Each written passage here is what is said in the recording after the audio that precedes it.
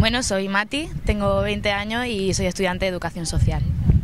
Hola Mati, ¿qué tal te ha ido la donación? Pues bien, la verdad es que era la segunda vez que donaba y bastante bien, un poco doloroso el pinchacito, pero luego bien, no sientes nada, no es doloroso para nada. ¿La segunda vez y en la WIP?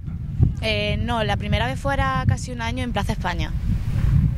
Y aquí las veces que ha venido pues no he podido por máximo de donaciones o porque no podía. ¿Y ya tenías el carnet de donante? Sí, de la primera vez que me lo hice, pues ¿Qué tal te ha ido? bien, ya te digo, o sea, no ha sido, yo creo que no es una cosa dolorosa y si realmente quieres ayudar, pues no, es bonito, yo creo que donar sangre es bonito. Sí. Y eso es solidario. Bueno, a ver, ¿qué le dirías a alguien que nunca ha donado sangre?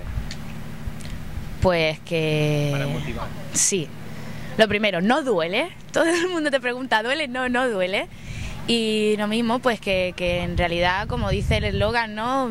Tu sangre salva 3 vidas, así que yo creo que es una buena motivación ya en sí decirle eso a alguien. Y poco más, que ayudar. Y Y una cosita más, ¿qué tal el personal? ¿Cómo te han atendido? el personal es un cachondeo. Son muy divertidos, se hace la espera muy amena y estás allí con el brazo de lado, pero te hacen sonreír y alguna bromilla que otra y muy agradables todo.